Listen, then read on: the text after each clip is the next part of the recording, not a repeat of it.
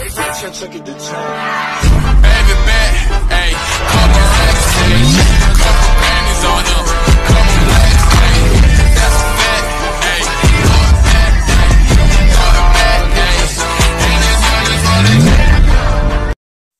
Toolbox Meeting Motor Vessel mana lagi Astra.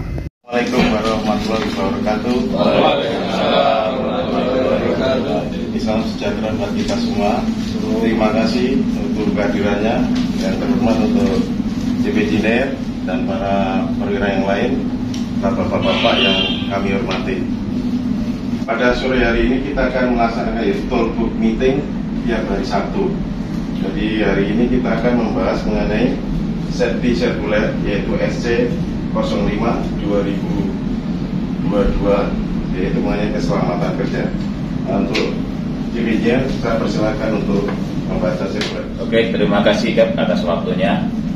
Ini akan saya bacakan safety circular SC 05/2022 tentang keselamatan kerja. Dalam bulan Maret 2022 telah terjadi 2 kecelakaan kerja yang menyebabkan awak kapal cedera. Sudah tentu hal ini sangat merugikan. Untuk langkah preventif agar hal ini tidak terulang lagi, perlu disampaikan ke semua awak kapal dan harus dibahas dalam safety meeting dan toolbox meeting. Faktor penyebab kecelakaan kerja perlu dipahami. Setiap awak kapal, apalagi kecelakaan kerja, merupakan kejadian yang tidak terduga dan tidak dikehendaki, yang bisa mengakibatkan sakit, luka, serta kerugian terhadap lingkungan dan manusia. Kecelakaan kerja ini tentunya dapat mengakibatkan berbagai kerugian dari banyak pihak. Oleh karena itu, diperlukan kajian yang mendalam dalam menjaga keamanan dalam setiap pekerjaan. Mengenali faktor penyebab kecelakaan kerja membantu perusahaan dalam mengambil tindakan pencegahan. Penyebab kecelakaan kerja di antaranya sebab utama kecelakaan kerja, adapun hal yang pertama adalah perilaku yang tidak aman dan kedua adalah kondisi kerja yang tidak aman. Perilaku yang tidak aman atau unsafe melaksanakan pekerjaan tanpa wewenang atasan atau atasan yang berwenang, gagal mengamankan dan memperingatkan seseorang. Untuk yang kedua, menjalankan alat atau mesin dengan kecepatan di luar batas aman. Untuk yang ketiga, menyebabkan alat-alat keselamatan tidak bekerja. Untuk yang keempat, menggunakan alat yang rusak. Untuk yang kelima, bekerja tanpa prosedur yang benar. Untuk yang keenam, tidak menggunakan pakaian pengaman atau APD. Yang ketujuh, menggunakan alat secara salah. Untuk yang kedelapan, melanggar peraturan keselamatan kerja. Untuk yang kesembilan, bergurau di tempat kerja. Untuk yang kesepuluh, mabuk, ngantuk, dan lain-lain tidak aman atau unsafe condition. Misalnya, yang pertama, peralatan pengamanan yang tidak memenuhi syarat. Yang kedua, bahan atau peralatan yang rusak atau tidak dapat dipakai. Yang ketiga, ventilasi dan penerangan yang kurang. Untuk yang keempat, lingkungan yang sesak, lembab, licin, panas. Untuk yang kelima, bahaya ledakan atau terbakar. Untuk yang keenam, kurang sarana pemberi tanda. Untuk yang ketujuh, keadaan udara beracun, gas, debu, uap. Untuk pencegahan kecelakaan kerja, di antaranya yang pertama, kedisiplinan ABK dan kesadaran ABK. Untuk yang kedua, koordinasi kerja yang baik pimpinan dan bawahan dengan melakukan safety committee meeting. Untuk yang ketiga, safety committee meeting membahas berbagai hal yang menyangkut keselamatan kerja, baik dek maupun mesin. Yang keempat, memberikan training untuk meningkatkan pengetahuan dan latihan atau drill untuk keterampilan ABK. Untuk yang kelima, instruksi kerja.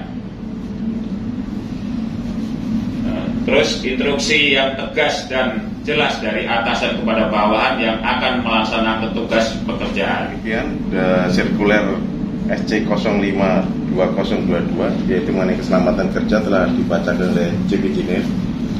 Mungkin ada bapak-bapak yang perlu ditanyakan dalam hal keselamatan kerja ini. Saya mau bertanya, langkah-langkah apa saja yang menunjang keselamatan dalam bekerja, Gen? Terima kasih atas pertanyaan dari Masih Sempat, pertanyaan yang sangat bagus. Mungkin Chief Officer bisa menjelaskan, silakan Chief. Ya, untuk pertanyaan dari Masih Sempat, langkah-langkah apa aja dalam penilaian kerja resiko bahaya? Itu ada di SMK Sistem Keselamatan Kerja, yaitu prosedur HSE. Di sini ada 5 langkah penilaian resiko, yaitu berhenti, mundur, dan amati sebelum Anda memulai pekerjaan. Yang kedua, perhitungkan dahulu langkah-langkah pekerjaan di pikiran Anda. Yang ketiga, identifikasikan bahaya terkait setiap langkah-langkah pekerjaan di pikiran Anda. Yang keempat, kendalikan pengoperasian dan komunikasi yang efektif serta kebutuhan keselamatan. Yang kelima, selesaikan tugas dengan aman. Itu 5 langkah penilaian resiko dalam pekerjaan. Chief Officer yang telah menjelaskan mengenai langkah-langkah apa saja yang diperlukan untuk pengendalian suatu risiko atau untuk mendukung keselamatan dalam pekerjaan. Mungkin ada lagi yang perlu ditanyakan? Izin Ken, saya mau bertanya, apa saja yang mendukung terciptanya keselamatan kerja? Terima kasih atas pertanyaan yang bagus juga dari Mas Boy. Mungkin masih S2 bisa menjelaskan. Silakan Mas. Baik, saya akan coba jawab pertanyaan dari Pak Boy tadi tentang hal-hal yang mendukung terciptanya keselamatan kerja sesuai prosedur dari buku prosedur HSQE. Yang pertama itu rapat HSE bulanan. Anggota komite HSE akan melaksanakan rapat bulanan dan sangat direkomendasikan jika seluruh awak kapal hadir kecuali personel tugas jaga di kapal. Kedua, tentang inspeksi keselamatan.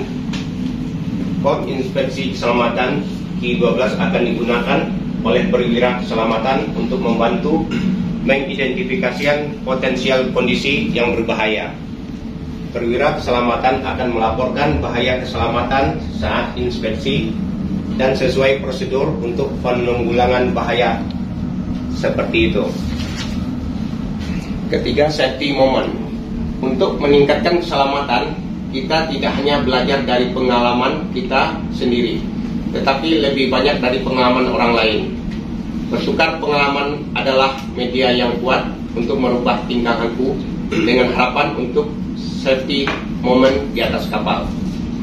Yang keempat, melaporkan near miss atau tindakan kondisi yang tidak aman. Seseorang yang sudah mengalami kejadian near miss atau mengamati kondisi tersebut harus segera melaporkan hal tersebut sesuai pada form Q10. Yang kelima, papan pemberitahuan HSE. Kapal berusaha agar dilengkapi dengan papan pemberitahuan HSE. Satu fungsi papan pemberitahuan HSE adalah untuk menjaga catatan harian, antara lain jumlah hari sejak pengiriman, kedua jumlah hari sejak DAFWC terakhir. Selamat sore, izin bertanya kan, bagaimana mengurangi resiko kecelakaan kerja kita yang di atas kapal ini kan? Terima kasih. Terima kasih Kadet Mesin atas pertanyaannya. Jadi untuk memperkecil suatu risiko pekerjaan di atas kapal, Mualib 2 yang akan menjawab hal tersebut. Silakan. Untuk menjawab pertanyaan dari Kade tadi, pertama-tama yang pasti sebelum melakukan pekerjaan kita harus melaksanakan toolbox meeting. Toolbox meeting sangat penting untuk memulai suatu pekerjaan. Kedua, untuk kita mengisi checklist yang ada di SMK.